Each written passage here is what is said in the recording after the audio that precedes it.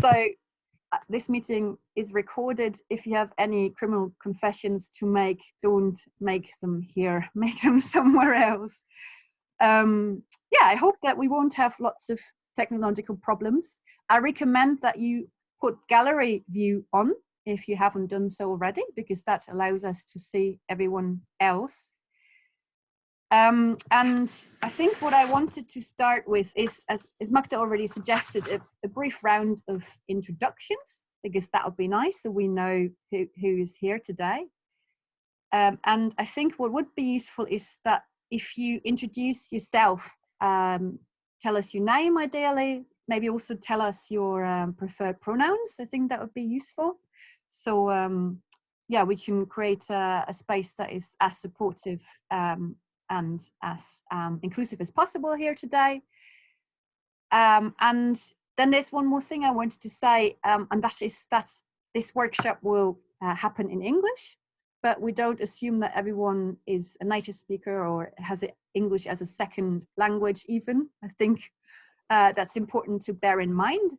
So if people speak too quickly or there are any other problems, then it's just really an easy thing. Raise your hand and tell us to slow down. Because although I'm not a native speaker, I now have that habit as well. I talk too quickly, so I know that it's a problem. We have a time slot of 2 hours, but we might not need that much time. I think it might be quite exhausting to have an online seminar. So we just see, I think, how we get on. If you want to leave the meeting, you can do that at any time. You don't have to say anything. You can just disappear. So no need to interrupt or say, hello, I'm leaving. Just, that's fine, just leave. Yeah, and Magda will kick us off and talk about her research. And she said she is happy to be asked questions. So if people have questions that they would like to ask while Magda speaks, that's okay. I just suggest that maybe you raise your hand and I'll keep an eye on people who want to ask questions, and then we find a good time to ask her the questions. And yes, we should have plenty of time afterwards to talk about our work, about our research, about the other things that we do or why we're interested in new feminist materialism. Yeah, so Magda is then also very happy to provide some more input, I'm sure, and talk a bit more about details that she can't really address in her talk. So I start then just by introducing our speaker. So that's Magda Górska, who's assistant professor at the graduate gender program in the Department of Media and Culture Studies and the Institute for Cultural Inquiry at Utrecht University in the Netherlands. And she's lived and worked in a lot of countries. I tried to look it up, Magda, and I found the Czech Republic, obviously, Finland, the Netherlands, Sweden, California. Yeah, and you kind of draw on intellectual traditions, but also political struggles from all these countries in your work. And that's why it's so inspiring, I think. So Magda's book, Breathing Matters, Feminist Intersectional Politics of Vulnerability, was published in 2016. And I think it's a beautiful book in a number of ways. I guess we are here today because we share an interest in new feminist materialisms or feminist thought more broadly, or posthumanist thought more broadly. And so you're familiar with how difficult and chewy that literature can be. And so I think it's really wonderful how accessible your book is, Magda. And I think it's also beautiful. Maybe you can hold it up briefly, like the illustrations are very beautiful. And I worked with a fantastic graphic designer who was so patient with all my different requirements. I can imagine. Yeah, so it is aesthetically pleasing as well, which is great. And I think what you do, again, which is something I don't think we can take for granted when we talk about new materialist thought, is that you're interested in non-human agents and actors, but you don't lose sight of humans. You're also very interested in human struggles. And in a way, you then describe political struggles as more than human struggles. So I find that very inspiring. Yeah, and you show that the personal is political as well, which is a good old feminist tradition. So yeah, if you haven't read it yet, I strongly recommend that you do, and you can find it online and download it for free, which is another amazing thing. Okay, so I maybe just briefly say, Magda and I think we met in 2008 in Utrecht. We're both studying there, which makes me feel very old. Yeah, so it's a long connection. So then maybe that's a good start to the introductions. I can start with myself. My name is Katarina. My preferred pronouns are she, her. I work at the University of Birmingham at the moment on a big research project about terrorism, recent waves of urban terrorism in Europe, and the politics of remembering and forgetting and thinking about the future. And I guess I'm really interested in new materialist thought and have been for a while, but in the context of my work, it is really about the ways in which human and non-human actors play roles in constituting this phenomenon that we think of as political violence. And I'm also really interested in the ways in which there are boundary drawing practices which distinguish terrorism, for example, from other forms of violence, and in the question of whose death is political, whose death isn't, and when do we think about something as a sort of social, societal problem, or when do we ignore people dying? So yeah, this is quite an interesting day for me that we're here together and talk about this. So maybe what we can do is that we do a round of introductions now, and that we hear from everyone, at least briefly. Maybe we can just continue sort of moving clockwise. So I don't know whether you all have the same gallery view as me. Oh, is it all different? maybe.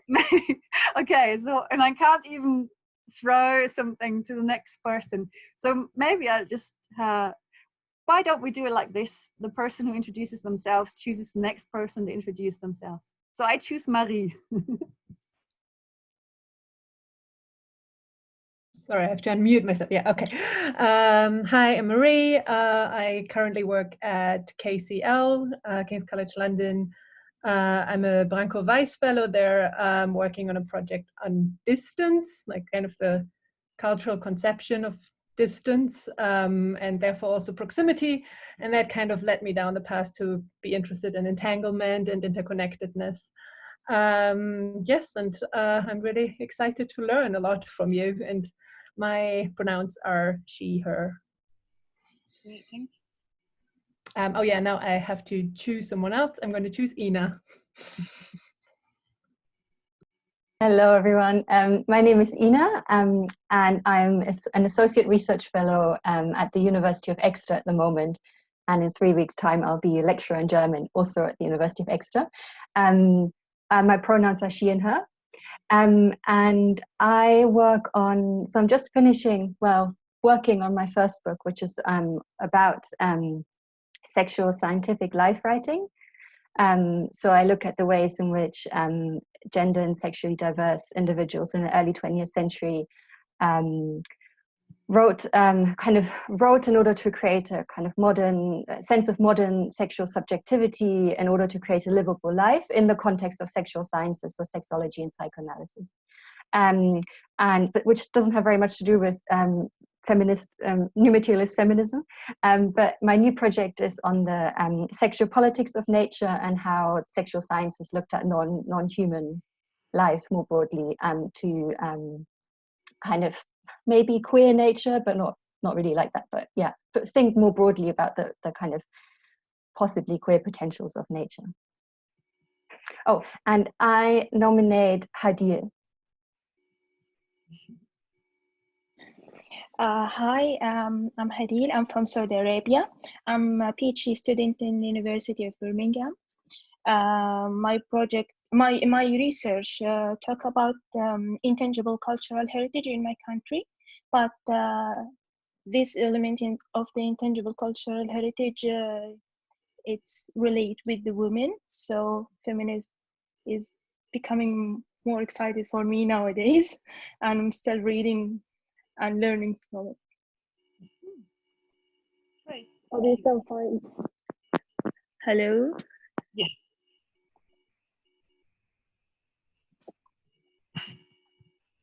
Hello.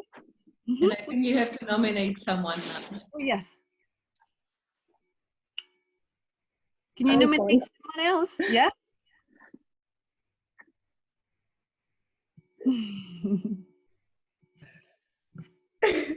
You said iPhone, right? Yeah. Yeah. iPhone is us. I entered very strangely, so I will just, my name is Naomi Dona. I come from Cameroon. I am studying in the University of Lodz, Łódź, in Poland, under the program, the Erasmus Mundus program called GEMA in Women and Gender Studies. I am very, very interested in post-humanism, new materialism, and post-colonial theories. I am not currently working in a project since it's just my first year, so and I'm finishing with my first year of master's. I don't have a specific project I'm working on, but a lot of interests in general. So I am very happy to be here and to learn more about new materialism. Yeah. Can I ask a question? Because Utrecht is part of the GEMA program. What is your second university you are going to? I am not going to Utrecht. I'm so hungry. I'm going to Oviedo in Spain. But that's wonderful. Yes, it's cool. But he is going to Utrecht. Come here. Well, hello. Then we will meet each other next year. I hope so. Nice to meet you. Thank you so much for this exciting opportunity to deal with the new materialism, which is our interest from the very first semester in the University of Lodz. My name is Georgi. I come from Georgia. And I don't know, I am also part of a GEMA, Erasmus Mundus program in gender and women studies. So we have a quite similar interest here. I would like to get to know the methodology and the theory of new materialism and to see how can it be practical while we conducting research. Exactly. I'm sure that I will gain a knowledge in Utrecht University as well, but it will be a kind of good introduction. So thank you so much. We nominate Marta. Martin, yes. No, that's all right. Thanks. Magda is actually how my parents pronounce it, so that's great. Yeah, I'm Martin. My pronouns are he, him. I am a sessional tutor at the University of Warwick, where I finished my PhD, which was in the Department of English and Comparative Literary Studies. And I wrote on Samuel Beckett and V.G. Sebald and what I called politics of materiality, or what has been called that sometimes. So I'm interested in how we can use new materialisms and speculative realism and these kind of theories in literary studies, and how they kind of can interact with questions of aesthetics, and yeah, kind of historical approaches to literature as well. And in my postdoc research, I take a bit more of an eco-materialist kind of approach, so a bit more environmental humanities. So yeah, I'm still kind of thinking through a lot of these kind of new materialist issues. And I will nominate Becky. Oh, we can't hear you. I'm mute, there we go. I'm Becky, I'm based in London. My pronouns are she and her. I'm an artist exploring ideas of animacy, and kind of venturing into all these different kind of theories and concepts, of which there are many different perspectives on kind of what constitutes life or lively matter. And increasingly I've been kind of broadening the net to encompass many different perspectives. I did the MA Art and Science at Central St Martin's, where I was first introduced to the idea of new materialism. Obviously Karen Barad, but also Jane Bennett were kind of poster women for a lot of these theories. And I thought I had quite a grasp on it. And then recently I've been stumbling across texts and ideas that start to not criticise it as such, but start to question it a little bit. So I came across one passage where it's scholars such as Hélène Vosters have questioned whether there is anything particularly new about this so-called new materialism, as indigenous and other animist ontologies have attested to what might be called the vibrancy of matter for centuries. So this is an idea of kind of like decolonising and queering your reading list to kind of really encompass the full perspective. So that's why the theme of today's talk really caught my attention. Great, thank you, Becky. And I think we have Mime. Yeah, last but not least.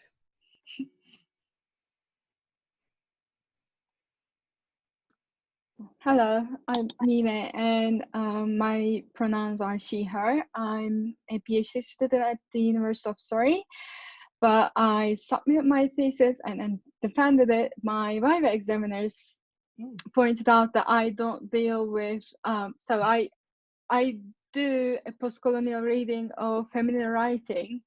So I return to bodies within the literature and how they are recontextualized in different ways.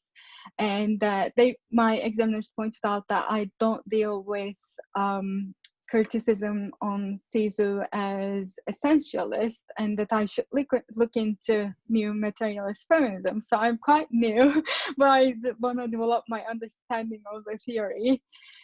So it's really nice to see you. Right, thanks. Wow, it's a great crowd that we have. And I'm Magda. Hi everyone, and my pronoun is she. I had to think about it for a second, but it is she. She, her. Right, do you want to get started, Magda? It's not going to be a formal lecture, and we'll just see how people feel about it unfolding, I think. But yeah, let's do it. Let's do it then. Okay, so I didn't prepare any formal lecture. I just decided that I will talk freely, and I would love you to, stop me at any moment and ask questions of clarification or questions which bring the argument further. So really, let's keep it as a conversation. It's not like a talk I'm delivering or anything like that, because what Kata and I had in mind is precisely just having a nice thinking time together rather than some kind of academic performance of any sort. So this is something which I really love, that kind of format, because it's really about engagement rather than, heads speaking, so to speak, even though we see lots of speaking heads due to the format of this meeting. But yeah, so basically what I thought I can talk about is a little bit the book and the idea behind it. And I think this kind of will unpack some of also the issues you already mentioned in your introduction. Because the book itself, The Breathing Matters, Feminist Intersectional Politics of Vulnerability, is a book which I started working on in 2010.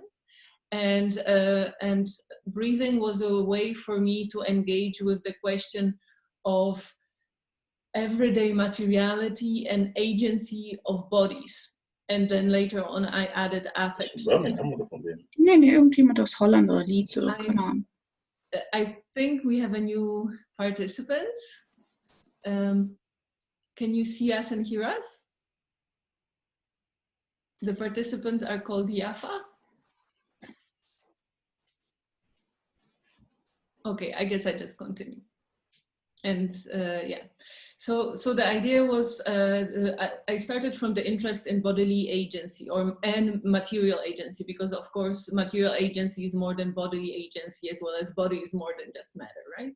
So so I started from that, and actually my engagement with new materialism started already before the Breathing Matters book, because I wrote my BA thesis on notion of materiality in Judith Butler's work. So actually the original proposal for my PhD project, which I did in Sweden, was only focusing on the theoretical discussion of the notion of materiality and material agency between new materialism and post-structuralism. Because precisely as you said, who was it? I think it was Becky who said that, that I was very suspicious about the notion of new materialism coming from post-structuralist perspective and reading Butler. But it was a suspicion which was a loving suspicion, in a sense that that I found a work of Karen Barad and new materialist and post-humanist writing extremely important and extremely helpful for my own grappling with this question. Okay, so how can we think about agency of matter? And then breathing entered this as a way of trying to situate the engagement. And actually the breathing was an accident to some degree, because I just wrote a few pages or paragraphs about breathing, and then I discussed it with my supervisor, and she said, well, you write so differently there. There's so much passion. There is so much different way of articulating things. And this is the moment where I kind of went into breathing, because I realized that was something which was breathing me. And I think this is something which is important to keep in mind when we do our work, the notion of passion and the embodiment of our research, that research is something which should inspire us not only conceptually, but also bodily. It should move us, it should take us somewhere. So this was kind of my start with this book. And I want to talk a little bit about this new feminist materialism, because of course, this has been the question from the start of new materialism. Because, you can see, for example, book of Stacey Alaimo and Susan Heckman when they call it material feminisms. Then you have a work of Iris van der Tuin, which is focusing on coining the notion of new feminist materialism, because she's kind of making a point that this is a new epistemological development. Then you have other scholars who prefer other terms such as post-humanities or post-humanism. And then you also have scholars which are entering this kind of zone of thinking through Anthropocene, for example. So these are different schools of thought, and I focus only on the feminist ones. Not so much on the boys' club, which I see as on the margins of feminist studies, and not the way how usually feminist studies are on the margins of the boys' clubs. So I try to kind of resituate it a little bit in the way I map the field. So these are kind of different debates. And for me, coming from a materialist reading of Butler, I felt like post-structuralism has been engaging with the question of embodiment. And it has been engaging precisely with this like ontological and epistemological question of the body and materiality, because it was approaching it from the perspective of language, because that's what post-structuralists did, right? So I disagree with the argument that body was absent in feminist theories, in feminist philosophies, or in post-structuralism. I think body was there. It was approached from epistemological perspective. And what I like about Karen Barad's work is that she started from onto-epistemological perspective. So I think what the shift she makes, but it's not also like, I really don't want to talk about new or not new, because this is, like academic work and thinking is intertextual and interpersonal. So nothing is completely new under the sun, so to speak, and we learn from each other. Knowledge is built in conversations. So I really want to suggest to problematize this whole idea of newness and focus on specific concepts and specific ways of thinking and what they can do in our work. I think that's much more productive than focusing on canons or labels and this kind of whole neoliberal business around them, right? So what was I saying? Yeah, so for me, what was really interesting about Karen's work was that she approached it from onto-epistemological perspective. So the first premise is that ontology and epistemology are mutually constitutive or intraactive, as Barad talks by problematizing causality of interaction, where there are pre-existing entities, and talking from the perspective of phenomenal intra-action, where phenomena come into being without pre-existing entities. and materialize and become meaningful through the process of interacting and differencing. And differencing is very important. I point to it in my work, and I think it hasn't been pointed out so much in the discussions of the notion of interaction, because a lot of people focus on the notion of interaction in Karen Barad's work, because it's important. It really, the change in causality allows us to really think differently about phenomena we engage with.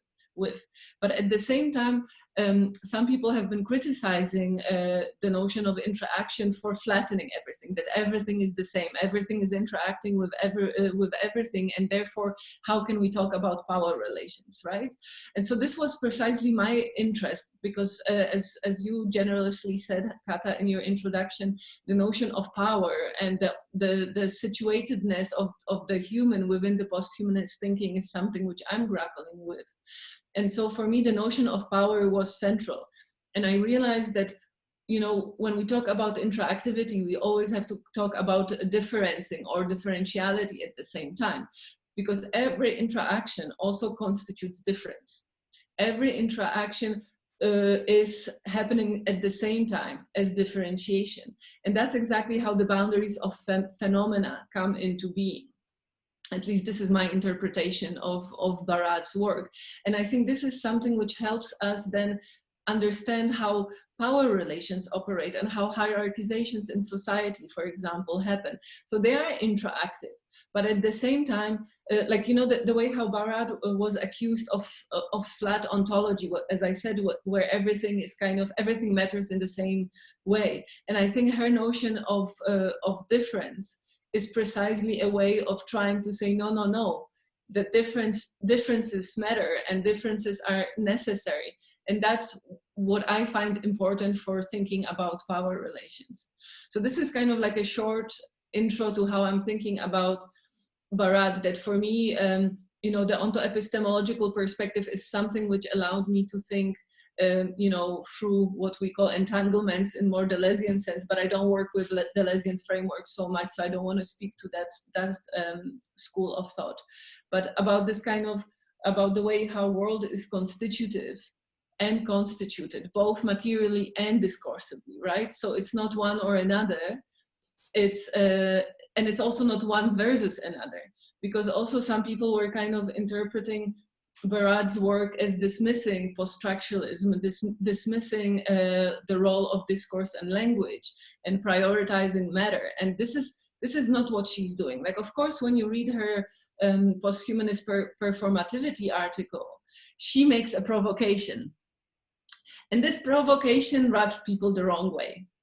Because what she's saying that in contemporary theory, everything matters but matter. And, you know, and yeah, basically that's what she says. And this is a provocation, because when we look at how she's building her argument, she works with Foucault, she works with Butler. The article itself is called Post-Humanist Performativity. So she actually does bring post-structuralist thinking in, but she also does her own thing. And I actually admire that. Like, some people say like, oh, but you know, she could have worked more with post-structuralist thinking, because to show how much body and matter have been engaged already in post-structuralism. But she doesn't, because otherwise her book would be a completely different book, right? You could write series of books on what matter is in post-structuralist thinking. So in that sense, what I like about her is that she picks up her own tools from post-structuralism and then uses it in relation to her own onto-epistemological framework.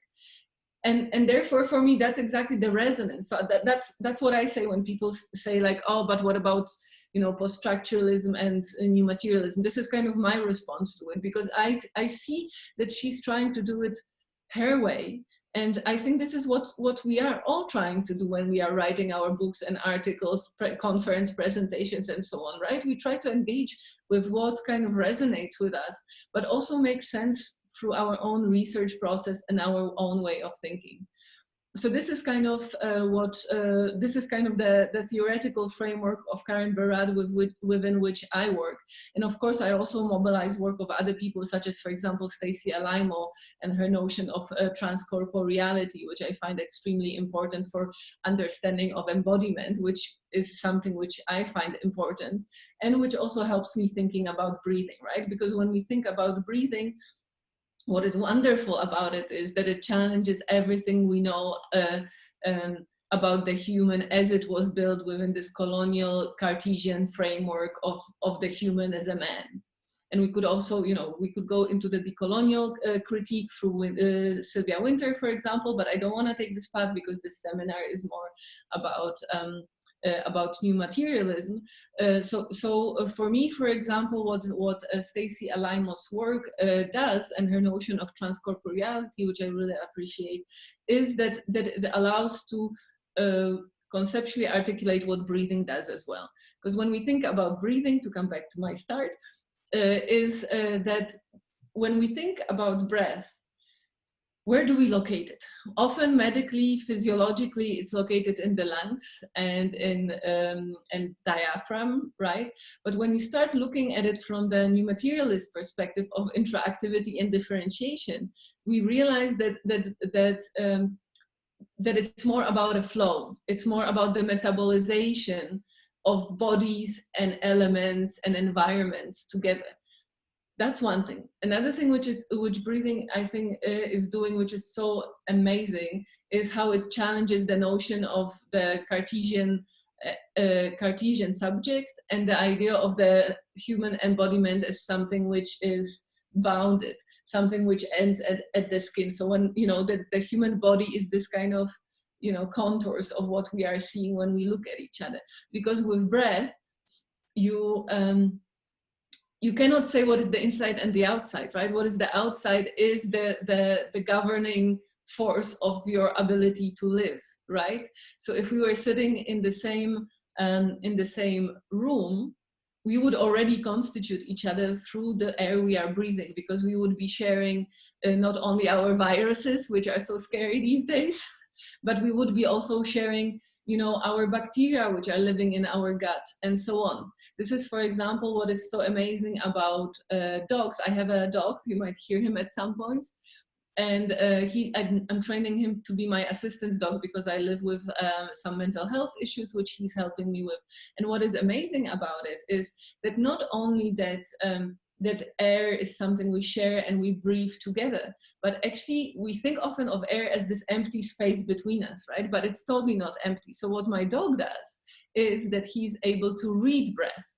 So there is another level of material semiotics, of the material and discursive, which happens within what we forget about, and that's air, because air has a smell.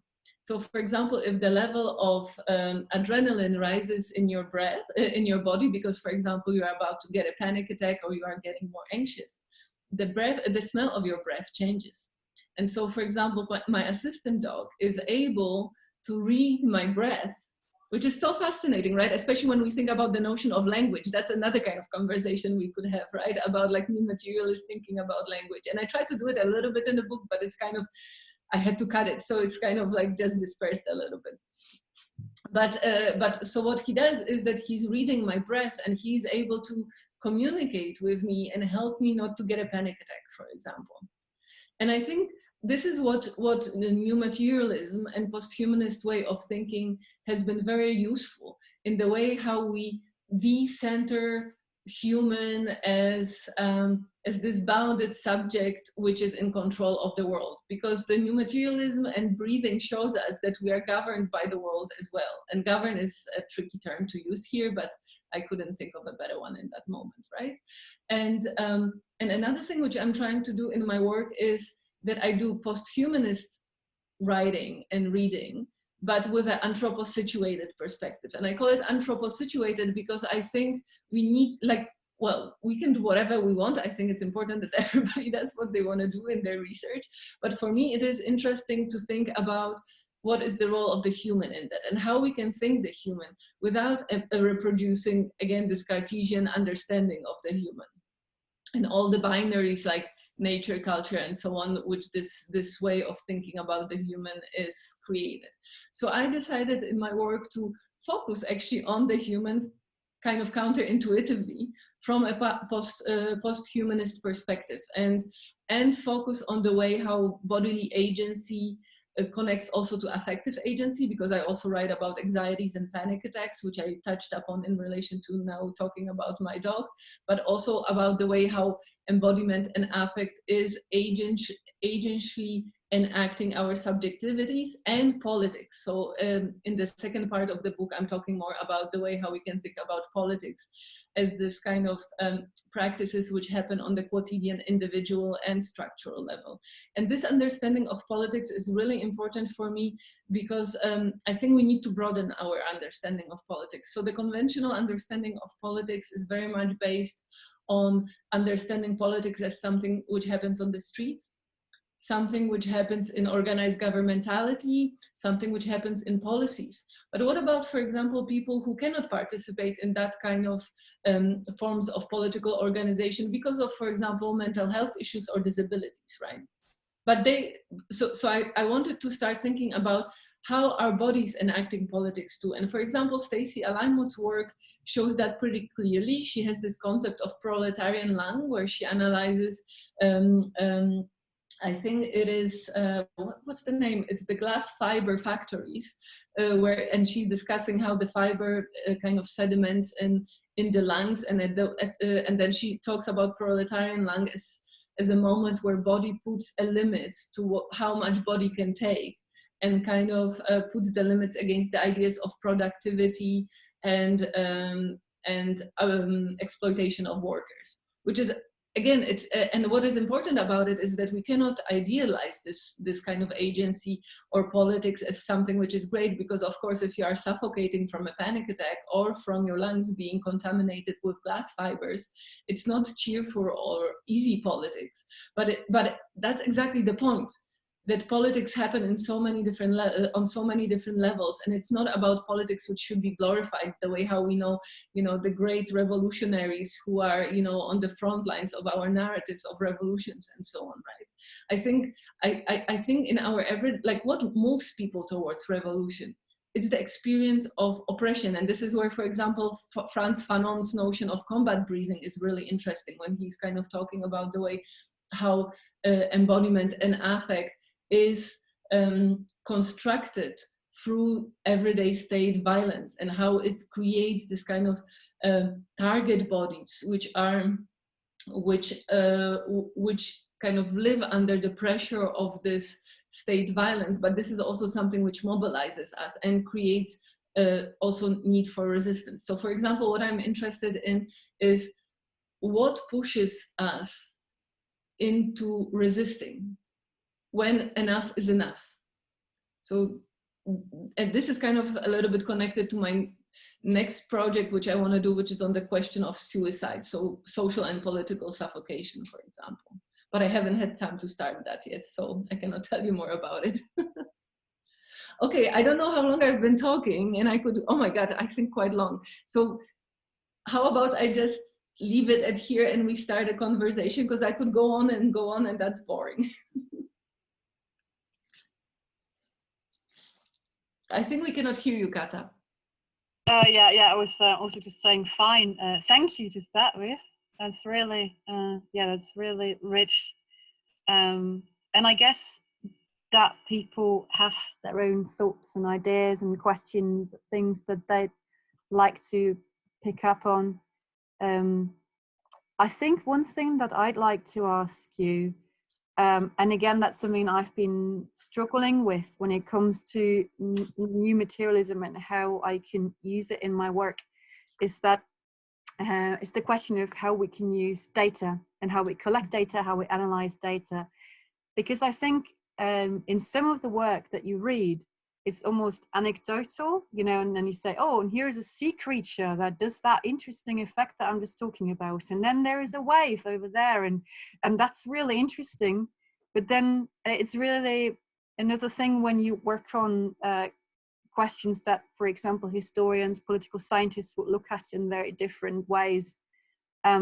So I think what I liked about your book is that you sort of zoom in on individuals, but they don't seem to be just anecdotal sort of case studies, if you want to call it that, but you actually connect those individual lives to bigger problems, bigger struggles, and structural issues. And that seems to be definitely one way of addressing this challenge. But yeah, I think trying to work with data in a new materialist way is something that I don't quite know whether I've tackled it yet. So that's something, how you chose those particular lives and stories to focus on is essentially the question. Hello. I might just add very quickly that, yeah, we've just started the discussion. So this is a good time to join us. And the question was about how to work with data and collect data from a new materialist perspective. And of course, oh, hi, I see my student. Hi, Magda, how are you? Nice to see you, very good. Thank you. So we started a discussion now. And the question is how to work with data and how to collect data. Well, it's a super difficult question. Because, and I think that the only answer to that is non-universalizing answer, in a way that I think what you engage with should give directionality to your research practice. Because if we try to create some kind of generalized, universalized methodology, then we are precisely losing the specificity of the specific phenomena we are engaging with. So for example, what I did is that I knew that I love interviews. I love talking with people. I love learning from people. So what I've been doing is that I started talking with people, interviewing them. I also started talking to a lot of like friends and so on, and ask, you know, and also like mapping how people think about different things. For example, what comes to their mind when they think about breathing. And often it was yoga, and that was exactly what I wanted to avoid, because this is not my philosophical tradition. And I also was interested in the breathing being like a contaminated breathing, which is connected to the, you know, European context in which I am located as a person, but also conceptually, that's how I was schooled. So I also don't want to kind of pretend that I'm not, you know, driven by this, or not driven, but constituted by this kind of heritage of, you know, Western and therefore also colonial thinking. But so I wanted to stay with the trouble, so to speak, and stay with my kind of experiences and connections to breathing. And in that sense, what emerged to me as a good methodology, and that's something which I took from Haraway, is storytelling. Or actually, I didn't take storytelling from her, but the working with material as a ball of yarn. So what I do is kind of like this critical post-humanist storytelling, where I precisely, as you said, like weave in the interviews from which I started with other material which becomes relevant. So it's this kind of Harawayan ball of yarn when you like start pulling one thread and it brings you to an interesting knot, and then you pull another thread and it brings you somewhere else. And it's basically about working with the mess and trying to keep the messiness as messy as possible while being able to kind of articulate it in this very limiting linear structure of writing, which is academic writing, which is very frustrating. I find academic writing very frustrating for this reason, because I feel like it's always about like polishing the messiness and presenting clear arguments. And I find it very frustrating, but this is how it works. So this is unfortunately what I also have to do. And I'm trying to find different ways of doing it. But that's, for example, the reason why I have this creative writing pieces in the book.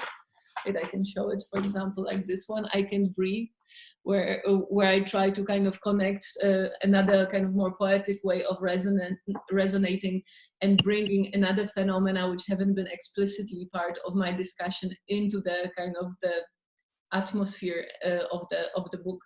So to answer your question, I think everybody needs to find a way of engagement which responds to who they are as researchers and people, because we are situated researchers. We are not, you know, this attached to talk from situated knowledge's perspective of Haraway, right? We are not disattached from our research. And in relation to your material, because every material is specific. And every person is specific. So all of us always make a specific intervention. So, and this is something which I learned from my supervisor, Nina Lieke, who always says, follow your passion. So I also, for me, in research, it's really important to just follow what resonates with me. So for example, there were some kind of, you know, I was thinking, for example, about writing about breathing and dance. But at some point, I didn't feel, I don't know why, I didn't feel drawn to that. So I didn't take this path. And I think, so the starting point is follow your passion, start from yourself and the specificity of your phenomena. And then start weaving, like start pulling the threads and see where they take you. And you can never pull all the threads. So this is also something where I think I struggle with a lot as a perfectionist, with this, with allowing myself to be limited in a sense that I cannot say everything at once. I cannot say everything what I want to say, and I never will know everything I want to know.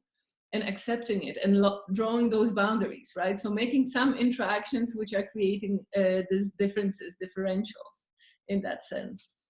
So that would be the thing. And then storytelling became my tool, because as you can see in the book, I spent quite a lot of time by telling the stories of the research participants I've been interviewing. And you know, in research, usually you don't do that. Like you focus on the arguments, you focus on like, this is you know, what I learned from this person, done. But what I wanted to do is to precisely bring this kind of resonance of all the different experiences which constituted the specific types of breathing, and not types, enactments of breathing we've been engaging with. So this was, so the storytelling, the weaving, and I think another aspect which was very important for me was like zooming in and out, exactly what you pointed out, Kata. So your reading is very helpful for me as well to realize what I've been doing, because I think if we want to kind of stay with the complexity of the phenomena we engage with, we need to pay attention to details, but we also have to pay attention to the structures. So it's about this constant process of zooming in and zooming out, and paying attention to the way how phenomena, in my case, were enacted in this like quotidian lived practices on individual but also structural level. I don't know if that helps, but I think it's really about, and I think it's also about like just being honest about one's own method. So for me, it was very much like a method which was very much connected to my way of living, because everybody I interviewed, I became connected with somehow at some point. They were not necessarily my close friends, but they became somehow significant in relation to my thinking. So I think it's also like, you know, again, this kind of like positivist understanding of science is based on you know, creating very strict rules, making everything measurable, making everything repeatable, and so on. So this is something which I wanted to undo. I wanted to see where the inspiration, where the breath takes me. So in that sense, the book itself is a process of engagement, just by the way how the data was collected in that sense. So I understand data as a form of engagement, and writing as a way of a storytelling. Does that help? Yeah, no, that's really helpful. And I think that even if there is, even if there is maybe a different focus, I think there almost needs to be a qualitative dimension to the data that we work with, and that's interesting when it comes to empirical research. And I think, yeah, it's also interesting what you say about passion. I think passion can also, I think it's a strong and beautiful force, but it sometimes also leads us into directions that doesn't help us to engage with our blind spots, I guess. Mm-hmm. So it's a really fascinating process. It's very rich. But Becky, you wanted to say something. Second. Yeah, fabulous. Just excuse the ignorance, having not read your book, I just wondered if you could like shed a bit of light on which agents or actants you were looking at when you were looking at the concept of breathing, because it sounds like it was quite human focused, and kind of like who were those humans, kind of which spectrum of stories did you gather? Did you look at anything non-human, and how did the insights compare, or did anything reveal? And then I'll read the book afterwards, I promise. You don't have to. No, I've downloaded it whilst we were talking. The book is just an example for us to have a more like anchored discussion, so we don't stay only on the theoretical level. That's really helpful, yeah. But we actually have some kind of hooks, examples, which can help us, you know, metabolize the theory, so to speak. Yeah, but the examples themselves are theory as well, I think. So I have this like understanding of theory, which, yeah, but whatever, that's another conversation. But yeah, so basically what I did in this in this book is that I basically, the whole book is built on 4 interviews, and then I weaved together different agentialities which were human and non-human as well. So for example, first part, where I'm trying to kind of articulate more intersectional politics of breathing, I'm focusing on the coal miner's dusty lungs syndrome. So I did an interview with a coal miner, and we talk a lot about you know, his breathing in relation to the dusty lung syndrome. And what I'm trying, so the storytelling again. So what I'm trying to do is not just say, did you have a dusty lung or not? And how was it to breathe? What I'm trying to do is like weave in all the phenomena. So what does it mean to work in the coal mine? What does it mean to, for example, be in a proximity to power? Because at some point the person got promoted at his work, so he could also have a more distance from the dusty corridors of the coal mine. So I was kind of trying to use this dusty breathing in order to show all the different political aspects which build our breathing toxicity. And this toxicity is physiological, because, you know, when you cannot breathe, when you have lungs full of dust, like you literally suffocate, you feel like you are drowning, which is interestingly a similar experience which some corona patients have been experiencing, by the way. But you also, there's also power relations connected to it, right? So for example, as I gave this example of his promotion, right? If he wasn't promoted, if he hasn't had certain capital he was able to develop by going to school, he would have died in this coal mine. And that's a connection to power. Who gets access to education, right? We can think about Corona situation right now and be like, why certain populations are hit by the virus disproportionately. It's not, and this is because I started also a new project which is called Breathable Futures today, when I do interviews with people about the current Corona situation and how we can think about it. And so what I'm learning from a lot of people is we cannot, you know, blame the situation on the virus, the same way how we cannot blame the situation of on the dust in the coal mines. What virus or what the dusty lungs does is that they become a microscope which shows us unequal power relations in society. And we've seen it. People who have been discriminated have seen it already before. But I think what is happening now is that it's happening on the macro, more mainstream scale, that all of a sudden people who might have not seen certain you know, disparities see it. But what I was trying to do in the discussion, for example, with the coal miner, was pointing out precisely to the way how structural power relations constitute how you can breathe. So how they are actually materialized, how social structures are materialized in our bodies to the point that they become materially suffocating, right? And again, going to Corona, for example, to close up the example I gave, you know, the fact that certain populations are hit disproportionately, it's not because of some kind of biological determinism. It's because they don't have access to certain resources, because they live in more polluted areas or more crowded areas, or because they work in jobs which are much more exposed, and so on, right? So when we talk about body, even when we talk about something like illness, even when we talk about something like a virus, we cannot separate it from social power relations. And so this is, for example, what is interesting about this post-humanist perspective, because all of a sudden, you know, I talk from an anthropo-situated perspective, as I said, so I really focus on the human from a post-humanist perspective. But then all of a sudden you see that human is not just the human, it's also the coal dust. It is also the technologies which are being used to this. It is also a specific geopolitical system in which, you know, specific extraction of coal is happening with different technologies or without it. This is, for example, one of the problems I have a little bit like with this Green New Deal economy, because I love it on one hand, but on the other hand, when we look at, you know, environmental pollution connected to with production of solar panels, it is very polluting. Plus, you know, for our laptops, for all the solar batteries and so on, we need different elements which are actually extracted, you know, in specific areas in the world under extremely, you know, precarious, I would say almost necropolitical conditions. Right, so that's why we need to take, like, it's about this storytelling and weaving again, right? So like when you start research, you kind of try to untangle it, and then when you start writing, you have to entangle it again with a difference, because of course you make a shift in it because it's you who's doing it, and therefore there's a difference in it, right?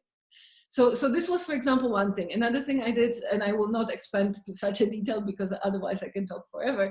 Another thing I engaged with was, I talked with a phone sex worker. So I was interested in this kind of carriance of breath as a carriance of meaning.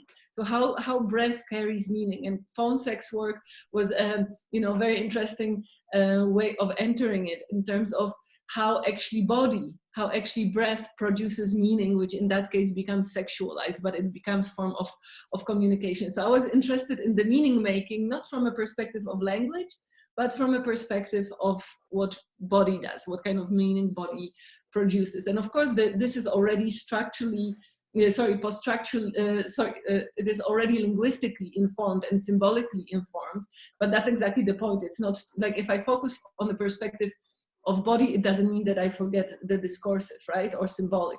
As well as if I focus on the human, it doesn't mean that I forget the post-human, right? So that was another interview. And then in the second part of the book, I'm talking about anxieties and panic attacks. And I did an interview with a person who lives with anxieties and panic attacks as a result of being tortured by the US military when he was part of the US Marines.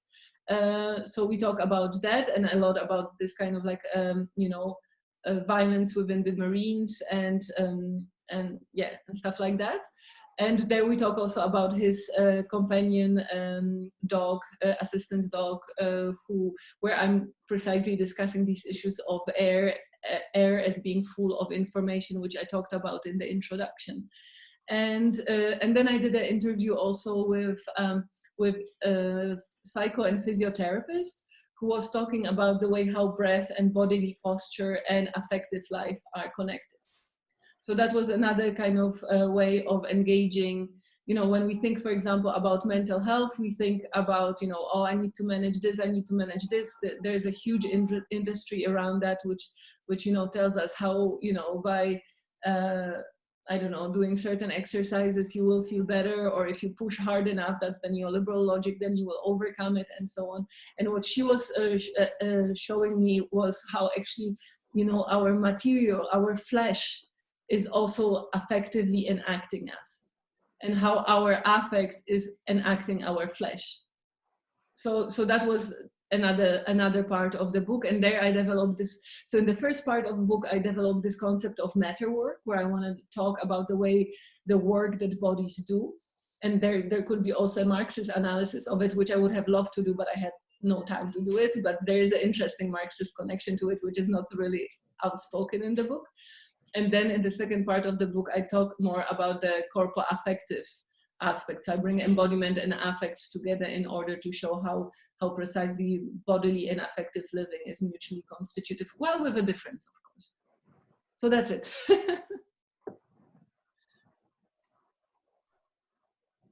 I don't know if you have any comments or questions in relation to the response, but we cannot hear you. I think your mic is off. Yeah, I'll right. I'll pretend with my mic. No, that was really helpful, and actually, yeah, it sounds a bit like, in terms of the method of how you've approached the different aspects, a bit like Anna Lauenhat sing The Mushroom at the End of the World. Mm-hmm. Familiar with that book? It sounds like, oh, I really can't wait to read this book now. Yeah, in terms Thank you. of that's a huge compliment. Yeah, I was like, oh yeah, it sounds like a similar kind of narrative thread. Yeah, no, that was really helpful in terms of kind of hinging it on those four, because you know, where do the boundaries begin and end when you start unraveling this this topic? So yeah, thank you. That was really helpful, and I'm going to read. Yeah, and also the boundaries of a project. This is like, I think we could write one book our whole life. Yeah. But at some point we have all those external deadlines and pressures which make us make very, very violent cuts to our thinking. Yeah. And so I'm still coming to terms with that. And I really don't appreciate this kind of aspect of intellectual academic work. But at some point we have to, and so I also always tell my students when they get frustrated when we are reading a text and they're like, oh, but this is a great argument, but it's missing this and this and this and this, and then they get like super frustrated with some text. I try to kind of tell people, look, nobody can say everything in one text, and I think this is the generosity we as readers need to give to other texts, but also to ourselves as writers. We have to also be kind and gentle with ourselves when we write, in order not to impose this kind of idea that we have to say everything, because first of all, we never can. And to be honest, it would worry me a little bit if I would have a feeling now I said everything, because not only I would be very foolish, but also I think there's a danger of totalitizing thinking if we feel like now we've said everything and now it's done. That's my always fear of like those huge hegemonic theories. And if you were going to add a fifth interview to the mix, so having written the book and think, oh, now I've learned this and I would like to have interviewed someone about this, is there, if you could add an extra chapter or an appendix, what would that be? Yeah, and that's exactly where my project on suicide goes into, because I've been focusing a lot on the question of the politics of how people struggle to live, but I also want to know when people don't want to keep on breathing anymore. And this is also like like my research is driven by my personal passions. So, everything you read there is also, like, I think every project is a little bit of a self-psychoanalysis in that sense. So, so the question of suicide is something which I, live with.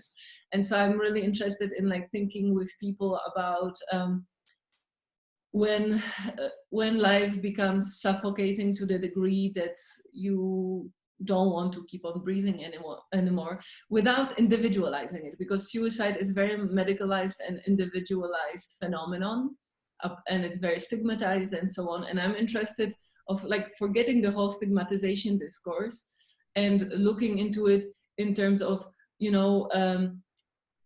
how social and political suffocation operates to the degree that it breaks people. So that would be, so I would love to have an interview with a person who would say that actually, that they struggle with the breathability of life and about the necropolitical aspect of it. Wow, thank you very much. Yeah, I always tell when I introduce myself every year to students, I say I'm the cheerful subject of our program. Okay. I thought that's me with the cheerful subjects, but I just noticed that there were a few other people who have joined us. I see there's quite a few people who don't have their visuals on. We can't see them, which is okay if you prefer it that way, but it's actually quite nice to be able to see each other. So maybe what we can do, we've had a round of introductions and you've probably already spotted Magda, who's provided some input in the first half based on her great book.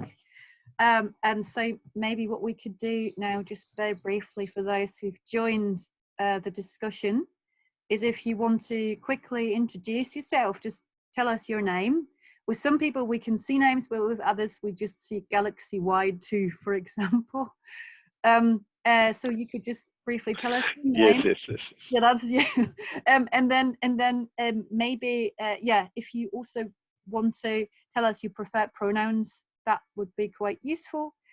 And if you want to add anything else, like for example, where you're based, or what you're interested in, new materialist theories, that'd be very helpful. So, but yeah. Can I go ahead? Yeah, go on, yeah. Hi everyone, this is Başak Ağın from Ankara, Turkey. And I actually got my PhD on post-human ecologies, what I call post-human ecologies. So I'm working actually intensively for the last 10 years. I have been working intensively with new materialist and post-humanist theories. And you know, what's most problematic for me these days is actually many people keep insisting on misunderstanding post-humanism, and they confuse the term with transhumanism, and they take it for some sort of, you know, technological subject with no embodied consciousness or whatsoever. And therefore I find Barad, Karen Barad, and all the new material scholars very useful, and that's why I was very much interested in this session. And I thought there has been a miscalculation on my side, because, you know, being based in Turkey, I thought it would be like, you know, 3 hours behind us, but that seems to be 2 hours behind us. That's why I missed the first part. I was actually very excited to join here. I was just waiting here, but I somehow couldn't see it anyway. It doesn't matter. Probably it will be on YouTube somewhere, so I can we can send you the recording. Mm-hmm. So my comments will be for Magda, actually. I mean, having missed the first part of your talk, but while you were talking about your book and how you have organized your methodologies, that reminded me of the diffractive methodologies used by Karen Barad and a lot of practitioners. So what made me most excited while reading Barad's book was her comments on the Bohr theories, as well as her reading of the Stern-Gerlach experiments, where the class, ethnicity, gender, and all sorts of issues were involved in the so-called objectivity of the scientist. So we can never talk about a fully exclusive identity, a fully isolated identity of the observer as the human observer. That's why I find storytelling very useful, and I'd like to contribute with the material eco-critical aspects to it. My PhD supervisor was Serpil Operman, who coined the term storied matter, along with her fellow colleague Serenella Iovino. And both of them are actually, you know, depend a lot on the storied matter aspects, talking about the narrative powers of the non-human agents, just like what you did in your book. So I'm definitely going to read your book. And when this session is off, I'm going to ask Dr. Karcher to share with everyone. I'm currently working on a book project, and I have just released the call for papers. So I'd like to invite here everyone to contribute with their own chapters. Could you please share the link to the call for papers with everyone who have attended the session? So thank you very much for what you have contributed to us. And I love all those new material scholars. Yay, go for it. Should we maybe continue with the introductions and then I come back to the question? Or how should we do it, Kata? Yeah? This unmute business. Yeah. I think that sounds like a good idea. It's great to, then we could also see whether there's some themes emerging, but just, yeah, I'm also a bit mindful of time. So it's nice to give everyone the opportunity to at least briefly introduce themselves and maybe flag up some issues or questions that they'd like to discuss. Kata, maybe you can tell people who should be introducing themselves, because it's always a mess with our different visions of the settings. Yes, yeah, that's a good point. Well, Jaffa, maybe you go next then. I see you there. Well, thank you very much, Katarina. Thanks as well, Magda. I really enjoyed listening, even if it's just half of your talk, but I really enjoyed it. And I think there's a lot in there. And I'm trying, while you were talking, I was like, okay, how can I link it to my own interests? So my name is Yafa Shanaik, and I'm lecturer in Islamic Studies at the University of Birmingham. And I'm interested in self-inflicted pain practices among religious groups, a specific religious group within Shia Islam, and because there has been a shift in these religious self-inflicted pain practices from being a sign of masculinity, because traditionally they are seen as male practices, but have been increasingly now performed by women as well. So there's been a shift from a sign of masculinity to an expression of individuality. And I'm interested, same as you, between the link of embodiment practices and politics, because within my own group, their participation in these practices are also embedded within larger political context in the Middle East and the sectarian conflicts in the Middle East particularly. So that's generally where I come from, and yeah, I thought there are so many things that you mentioned that I should be actually looking for and also go back and read. One of them is your own book. But it's not meant as a promotion of my book. It's just really an anchor. It makes me embarrassed. No, it's really, really interesting. Particularly, I mean, again, I haven't seen your book, but now where you said that your book is divided into two, and the second part also talks about affect, and it's again something that I'm interested in, because there are a lot of obviously emotions as part of these self-inflicted pain practices that I'm looking at. And these are also embedded within various other rituals that include various somatic practices, language, smell, and all that. So all this actually feeds into this whole performativity aspect, where obviously body is central actually to the whole practice. And obviously, as you said, also Foucault and his power relations is also very important, particularly because there's now a competition between men and female practices, men telling women actually you shouldn't be doing that because we it's a male practice. But the thing is that through this practice, they believe to become closer to the transcendental. So whereas in the past, this gate to the transcendental was only allowed to men because they were only allowed to perform self-inflicted pain practices. Now women claim their rights. So there is a shift in power dynamics here. Mm-hmm. Very interesting project. Thank you. Mm-hmm. Katarina, we can. Yeah. Shall we move on to shall we move on to galaxy-wide too, maybe? Oh yeah. I'm John G. Matthews. I'm basically a priest, Orthodox priest. I'm from India. Currently, I'm doing my PhD, doctoral studies in Korea, South Korea, at the Yonsei University. My topic is transhumanism and spirituality, a critical posthuman mediation. So I'm using Braiodity's critical posthumanism as a methodology to understand or tease out the spirituality within transhumanism, and looking forward for a posthuman spirituality. That is an area it's been less worked out. So I'm trying to see how Orthodox spirituality can contribute to posthumanism. Mm-hmm. Wow. There is one scholar in Denmark. I forgot his name right now. I cannot believe it, but I can find it and send it to you, Kata, and then maybe you can pass it forward. Who has been writing about spirituality from Karen Barad's perspective?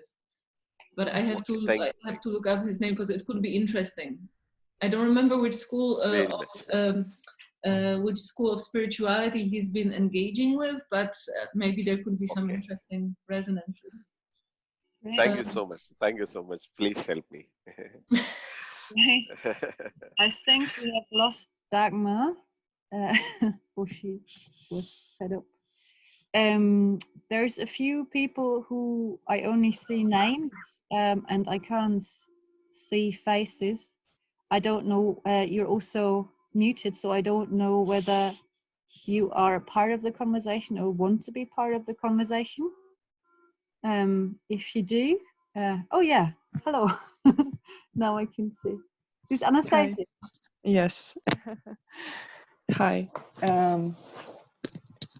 My name is Anastasia. I'm currently staying in St. Petersburg in Russia, and I did my bachelor degree in philosophy, and part of it, like I had a course on new materialism when I was studying in Bard College in New York, and so today was just an opportunity for me to revise maybe some topics, and also my close friend told me a lot about your book, Magda.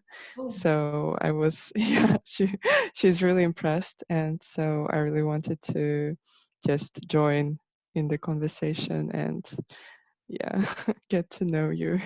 Thank you so much. Nice meeting you. Thank you. Right. Is there anyone else who wants to join in, or shall we just maybe then return to some of the points or questions that you want to pick up? Yeah. Yeah, let's see. If you want to introduce yourself or contribute somehow, then maybe you can turn on your camera, so then we can take it as a sign of active participation. Yeah. Good. Okay, but how are we with time? Let me just check. Because I think what is really important for me is that you get to ask the questions which you struggle with in relation to new materialism. And it's not like I have all the answers or anything, but I can tell you maybe how I was engaging with it in my, my process, or how I'm engaging with it all the time. Oh, we have one more participant. Hello, can you hear me? Yes. Yeah, okay. I missed the first part as well. I'm now based in Portugal, in Coimbra, so I think I lost some in these timelines. But anyways, I'm a PhD candidate here at the University of Coimbra. I'm studying Karen Barad, approaching a specific phenomenon. I don't know if anyone has ever heard about the syndrome of Hoktansky. It's a form of congenital absence of the vagina and uterus, and I'm trying to diffract as an analysis the agential realism and this kind of phenomenon. And actually, if I would be able to make some kind of questioning or something like this. I'm kind of familiarized with Magda book. I have here in Matters it's really reading for me. And I'm now struggling with the diffraction, reading diffractively, right? So how to read in a diffractive way. And diffractive reading is something that is being really difficult for me now, how to approach the problem, the thing that I'm now working on, using this kind of method, using diffraction as a method. So that's basically it. Okay, so that connects with question of Basak, right? So maybe we can start from that. Thank you, first of all, for the storied matter concept, because I have this one article which I need to submit, which is precisely about storytelling. So maybe I can weave it in there. So that would be wonderful. I think for me, I work personally a lot more with the questions of ontology, epistemology, interactivity, differentiation in my work, with also notions like agential cut, for example. And I don't focus on diffraction per se, but of course, I think you cannot do new materialist thinking without doing diffractive writing, thinking, and reading at the same time, because it is based on the challenging the whole idea of linearity of thinking, or linearity of knowledge production, and the reality of the way how world comes to materialize and be meaningful for a researcher in that sense. So I think Donna Haraway and Karen Barad are very much in conversation in their understanding of ontology and epistemology and knowledge production. And I think for me, you know, what also Basak was saying in relation to your reading of Barad's diffraction, right? It is about situated knowledges, that all the power relations we carry within our own positionality within the world, as well our embodiment and affect, are always intersectionally structured. And intersectionality is a concept developed by Kimberly Crenshaw.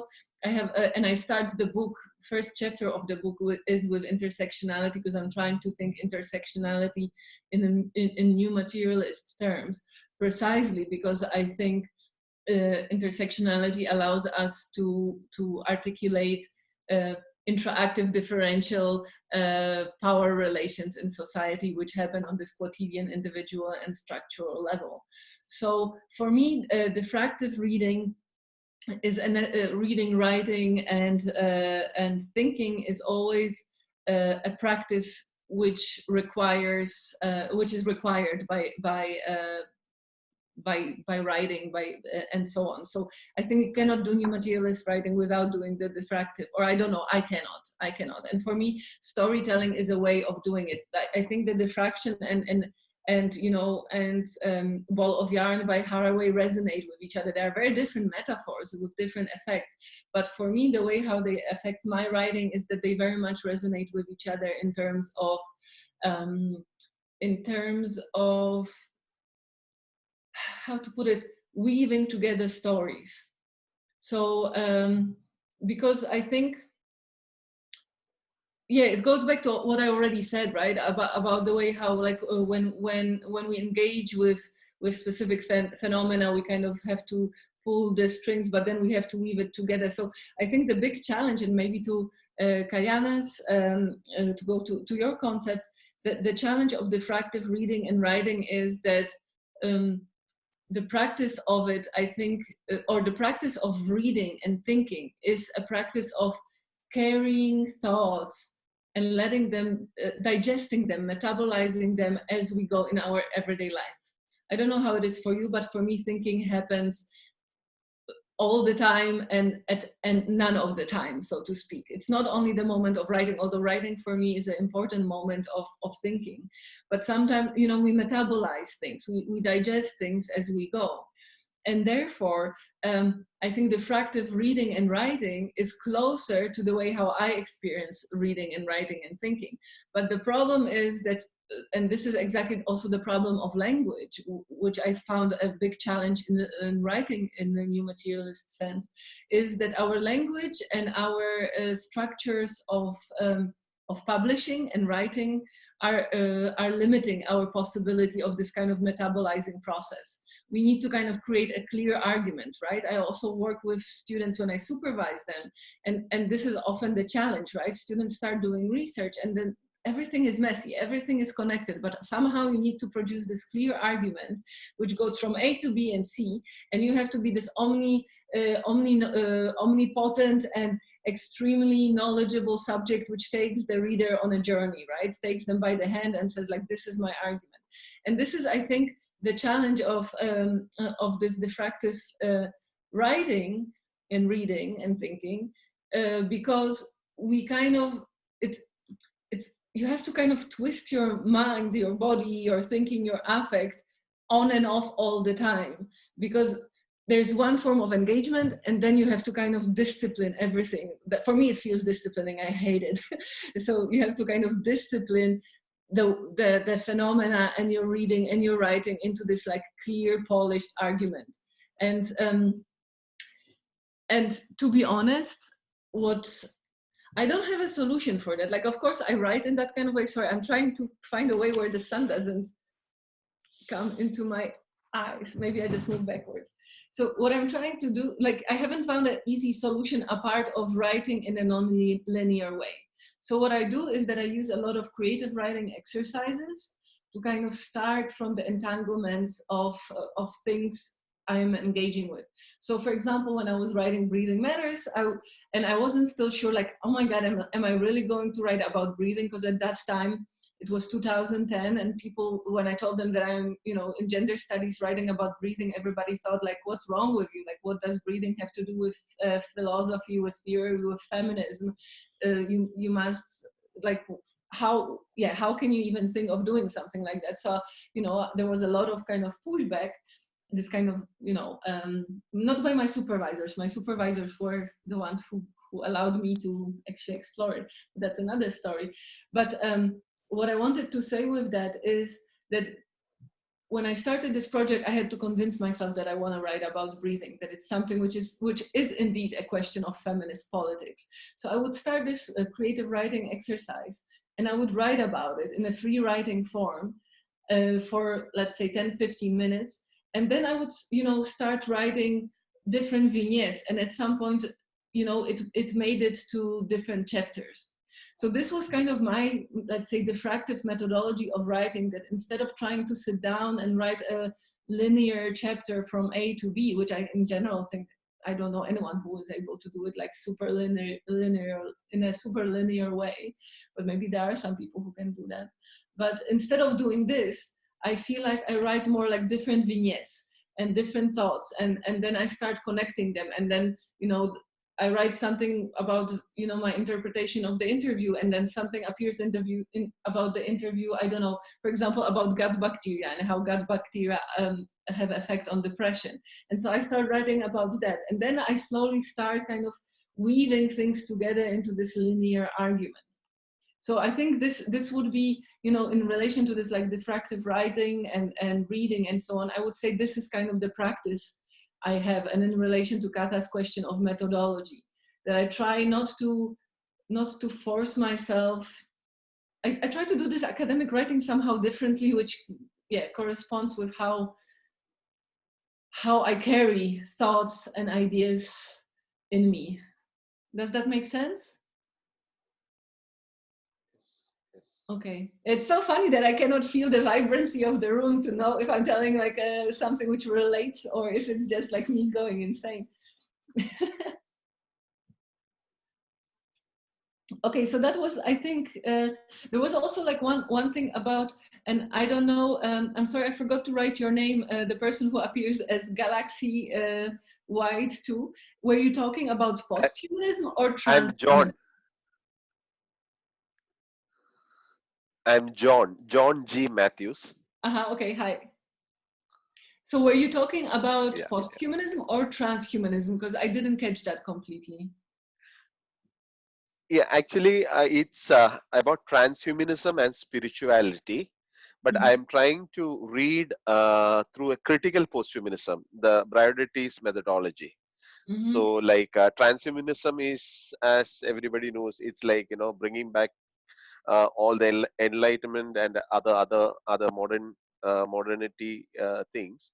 And Braidoti is saying, like, you know, through her argument, like de-seating the human and life beyond the species. Oh, I think we lost you now. I think we lost you. Sorry. No problem. No problem. Okay, I just wanted to this clarification because I couldn't hear so well.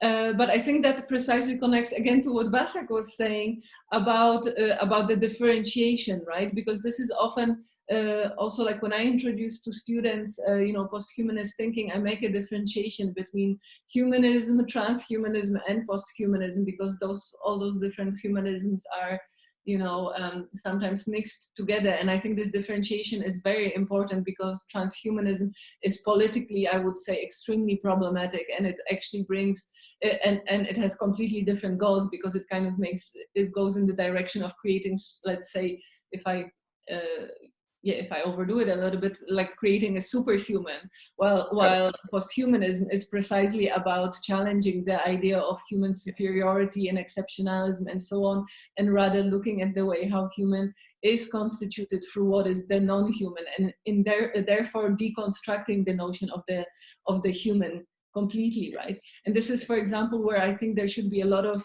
important conversations between decolonial thinking and post-humanist thinking, because both of those thinkings are interested in the question of the human from very different perspectives. And I think, you know, decolonial thinking also criticizes post-humanist thinking for being, you know, very Western-centric, and that's true. And this is also true for my work, but this is exactly how I want to use my situatedness, to try to kind of think from my situatedness in relation to particular, you know, political issues I respond to, but also, you know, paying attention to questions of social justice and the need for decolonizing thinking as well. But I need to situate myself in my own context. But so about thinking about the human, I think there's a lot of interesting resonance between post-humanism and decolonial thinking, with important differences. Again, it's not about flattening, it's interactively differential. It's not about the flattening in that sense. Kata, I see you want to say something. Yeah, I've got a question. I don't want to abuse my role as host, but it's one that is obviously quite important to my own work. I'm very happy to see a little human sometimes, a bit in when I look at Marie, by the way. That's amazing. Like my daughter is 2 floors under me and I still hear her. I hope you don't. So I'm interested in the question of violence, and it's interesting because, again, if we look at ways in which oh, hello, Priya, the ways in which traditionally within a Western context violence has been described, it is really sort of an aggression, a penetration of an intact body, and I think that's deeply problematic, of course, and you can problematize it from very different angles. And there is very interesting, interesting questions around feminist conceptualizations of violence. But I find it really tricky to sort of try to think how a new materialist approach to violence could look like, that actually then, as you say, factors in important questions of power as well, because violence is very much about power, and if we would fall into that trap of a flat ontology, we would potentially lose that very important point. At the same time, I guess, to sort of say, oh, everything is constantly becoming, if you do have repeated traumatic abuse experiences, or someone destroys your life in a second, as is the case with some of the people and lives I work on. Yeah, so that almost sounds like irony as well. So it's just a really rich and difficult topic for me, and I just wonder whether you, or also maybe other people, have some thoughts on new materialist approaches or ways of thinking about violence. Does anyone else want to address it so that I'm not the only one? Well, it's a super difficult question. I think this is exactly at the core, of some criticism of new materialism as flattening everything, which I disagree with. I don't think it needs to be understood in this kind of way. But I also see why, if you only focus on the interaction and don't see the process of differentiation as part of the constitution of phenomena, then of course it's easier to see it as flattening. But if you work with this question of difference and with the role of differentiation in the interactive process of constitution of phenomena, then I think that's the moment where violence, power, and accountability come into question. And I don't remember which text it is now. I would have to pick it up, but there is one text in which, I think it's one of the more recent ones, I don't remember right now, where Barad actually talks about the violence of the agential cat, which is part of the constitution of phenomena. And I think she's very much aware of the need of thinking about violence and imbalances of power relations in relation to her own agential realist way of thinking, right? Because this is very interesting, right? That she is not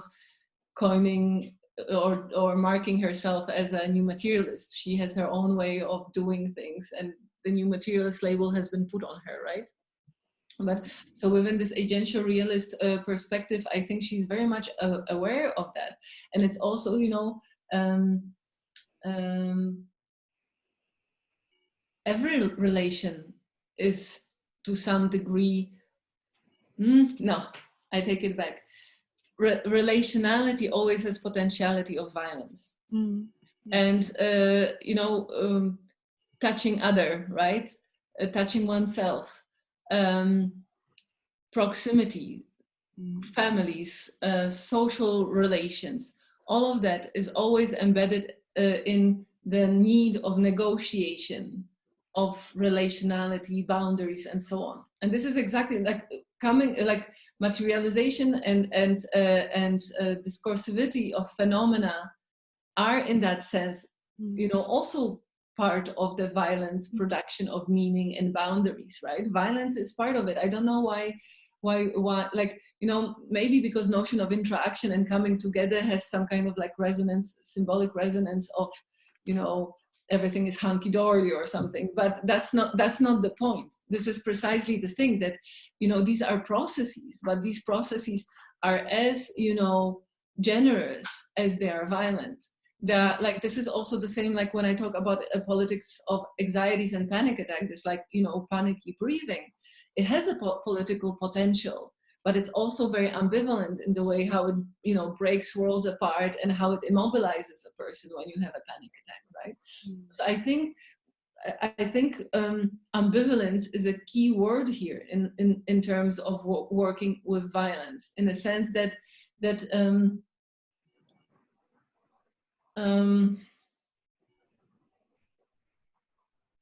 well, that's a question, right? Because of course, how you can say, how can we be ambivalent about violence, right? Violence is violence. Violence is something which is about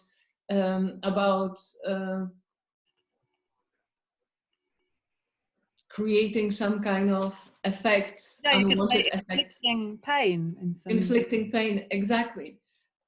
But I think we need to think about violence also as part of our everyday life, and then maybe differentiate about different intensities of violence and different effects of violence, and then really work with the question of difference in relation to violence, instead of using like some kind of universalized understanding of violence, but use it contextually. Because, for example, you know, colonial violence is a very different type of violence than anti-colonial violence, right? You know, violence of the state is very different than violence of a person who is protecting herself from domestic violence. Yeah. And I think this is exactly where the new materialism and storytelling is really important, because then you really pay attention to, you know, the specificity of the violence you are engaging in, instead of always keeping it in this binary of good or bad, this or that. I don't know, but of course I'm not a violence scholar, so I don't have elaborate knowledge of violence theories. So this is exactly where I think I cannot wait to read your work on that. But this would be something I would take from, you know, this kind of like vibrancies and this kind of, I don't know how to put it in words, this kind of way of being in new materialist thinking. Yeah, no, that's really interesting. I guess what I find fascinating as well is if you then look at a legal system, for example, in Germany, which is very much drawing on a sort of Western enlightened heritage, and sort of conceptualizes individual guilt in a way that is very important in this context. So, for example, if I use a concrete example, if a neo-Nazi gang drinks a lot of alcohol and then they go on a concert, and on their way home they pass a homeless guy, and I'm not making this up, this is all stuff that is happening sadly in Germany, and they kick him to death, then these people face a trial, and in that sort of way of thinking about violence,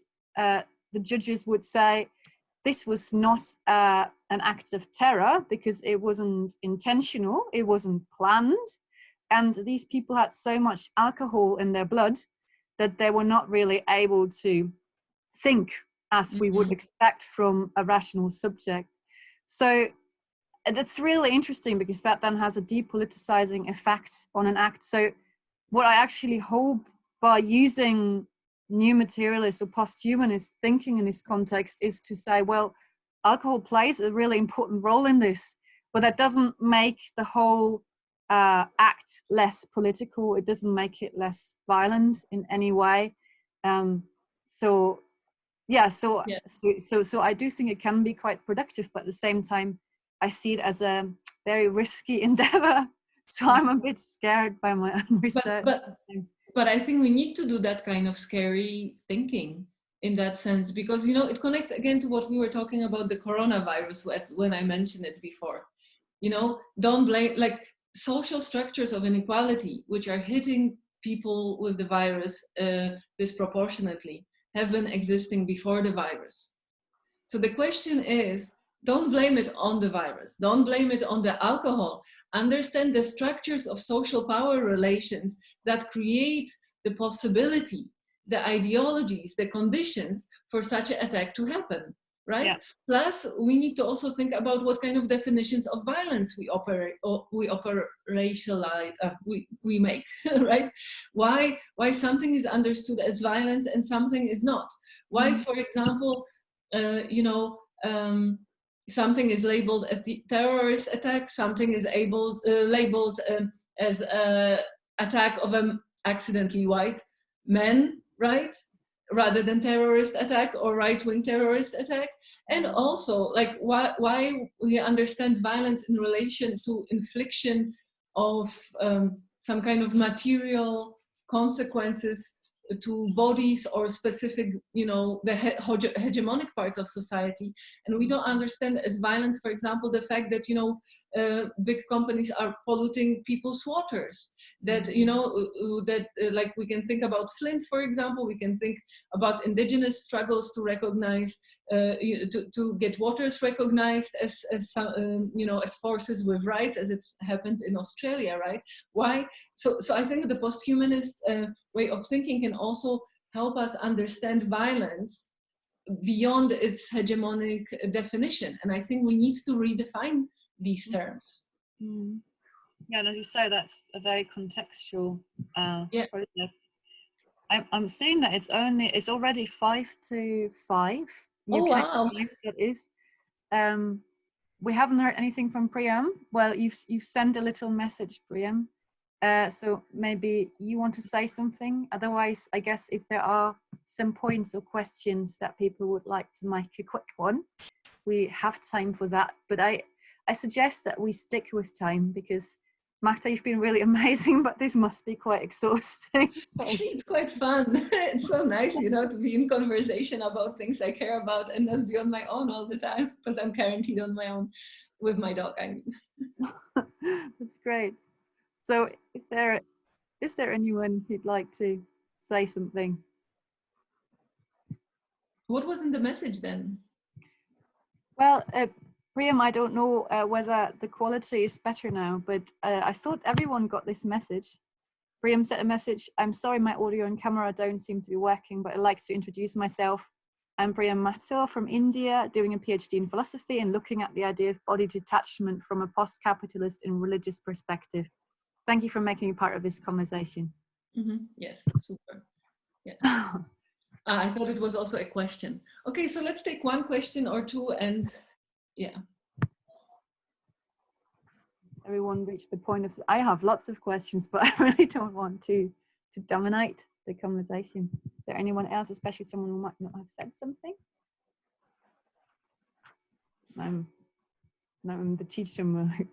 I could just point at someone. Yay, Marie, thank you for saving this moment. Yeah, thank you so much. This has been really, really wonderful. And I'm just trying to find a very precise question because like I have several. But I was wondering, like your methodology of interviews reminded me, and I think at one point you said case studies. how do you place yourself, I guess, with regard to the psychoanalytic tradition, and what does consciousness, I mean, consciousness and unconsciousness is another boundary that's being blurred in breath, isn't it? Yes. Sorry, I'm like, so yeah, I was wondering if you could say just a few sentences about that. Thank you. Oh, that's a huge topic, of course. But yes, breathing blurs the boundaries of consciousness and unconsciousness in relation to, for example, questions of holding breath. And I actually wrote about it, I think somewhere in the introduction, or maybe in the first chapter, I don't remember, but I wrote something about that. And about the psychoanalysis. Well, this is a field I actually want to know more about. I know, basics in psychoanalysis from my training. I haven't been working actively in my writing with psychoanalytical theory. I've been working more with affect studies. But I think there's a lot of very interesting stuff in analysis I would like to come back to. And I would like to, at some point, actually reread Freud. Not necessarily Lacan, to be honest. I'm really interested in rereading Freud and some of his writings in relation to bodily agency and affective agency. Because of course, the way I was introduced into psychoanalysis was, from feminist perspective, which was very critical of his, masculinist and misogynist perspective of writing. But I want to try to reread it, but that was something which I also wanted to do in the suicide project a little bit more. So I haven't done that much, but I think there's also very interesting, I think, way of thinking about psychoanalysis and post-humanist and new materialist theories together. Yeah.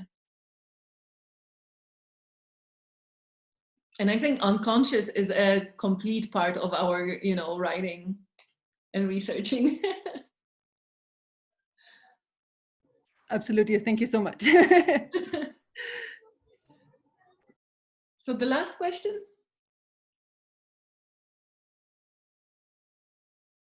I think Gatha is up to you. It's up to me, that's really, that's really nice. Yeah, I mean, yeah, I guess, oh God, I have so many questions. I need to focus on one, I guess. About, yeah, I think one thing that I would find interesting about your own sort of also disciplinary context, and maybe that's interesting for people here as well, when you present yourself and your work in different contexts, I presume, what kind of responses do you get? I mean, I sometimes get very hostile responses to like anything new materialist from sort of the British feminist tradition, which is much more social sciencey and is very skeptical of this. And yeah, and then sort of there's other traditions that are very skeptical of feminism in general. So it seems very contextual and difficult in a lot of contexts. That was one question I have. Or then the other one you can choose is to revisit that sort of tricky and difficult concept of agency. You've already said, I think it's actually really important that when we talk about agency in the discussions that we have, it's not agency as we know it, also within feminist debates. So yeah, you can choose which one you want to quickly talk about. Yeah, okay, so maybe just quickly on agency. I think agency, for me, the way I understand it and how I understand it through Karen Barad's work, is agency is not a property in that sense. So when I use notion of agency, I never mean it as something we hold. I feel like it's something which rather carries us. Something which carries us, but it can also stop us. And us in a anthropo-situated but post-humanist dispersed kind of manner, right? So agency is for me, agency is a process rather than property in that sense. So this is just to this, because otherwise we could have like a whole seminar just on the notion of agency, right? And in relation to the response to new materialism and also to breathing in a way, I think this is challenging, but I think this is part also of academia, that academia in general is very, polarizing, that there are different camps and there are different ways of thinking. And I get labeled as new materialist, although I, for example, find the notion of the new quite problematic. And I just decided that, you know, the way how I deal with that is I just stick to my work. So what I do is I talk about, you know, how I work with like anthropo-situated by post-humanist way of thinking and so on. I sometimes also use notions like new materialism or post-humanism because you just cannot sometimes if you want to position yourself. But I want to be in a different kind of academia. I want to be in academia where we can have, you know, transversal conversations, where we can talk about differences without assuming that somebody's work is A, B, and C, and D because of the label which they are associated with. So, you know, what I try to do in my work is just to speak from my research. So say, you know, I work on the questions of, on the politics of breathing, politics of vulnerability, and intersectionality. And then I say, yeah, and I approach it from this and like post-humanist perspective, because for me, understanding of the human in the Cartesian sense is problematic, for example. So I think it's again storytelling. You know, I think for me it is, I am interested in academia as a space of conversations. And those conversations, I don't mean it in any kind of like, you know, fluffy, nice, cozy way. I am really interested in also in clashes, but clashes which are respectful, which are not about like, oh, you said you are a new materialist, forget it, I'm not talking to you anymore. Or you said you are this, forget it, I'm not talking to you anymore, right? I am actually really interested in those difficult conversations across, you know, kind of bundles of thinking, which are seen as contradicting each other. And I think we need much more of that in academia. So, you know, it can sometimes be painful as well, you know, because I do feel like in certain contexts when I say I do this and this, it's being like almost like, you know, there is a push, and in other there's an embrace, and push and embrace are equally problematic, right? Because like I can be also embraced, but without being, you know, I also want my work to be criticized in the affirmative sense, right?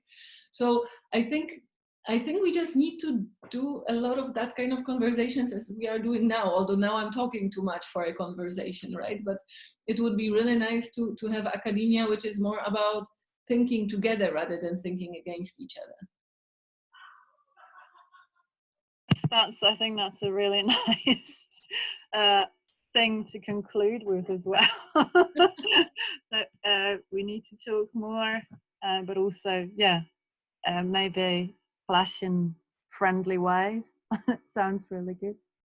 Yeah, I guess if there are no other urgent questions, I'd just like to thank you, Magda, because I found it really brilliant and yeah, really inspiring, and you had so much energy engaging with us all.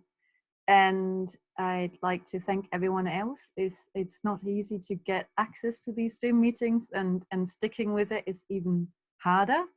And this, I think this doesn't have to be the end of the conversation. If people want, you know, you have my contact details, and we can get in touch and we can think about other ways of continuing the conversation. And as I has already mentioned, that she has some ideas when it comes to that.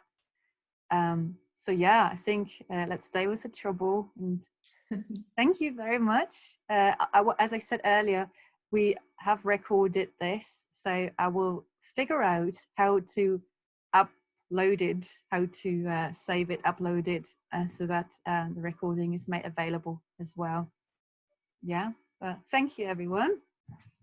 Thank you so much, and thank you, Kata, for putting all the work into organizing it and making it happen, and you know, for wonderful questions. Thank you to everyone for showing up and bringing your perspectives. Yeah, thank you. Great. Okay, I'm gonna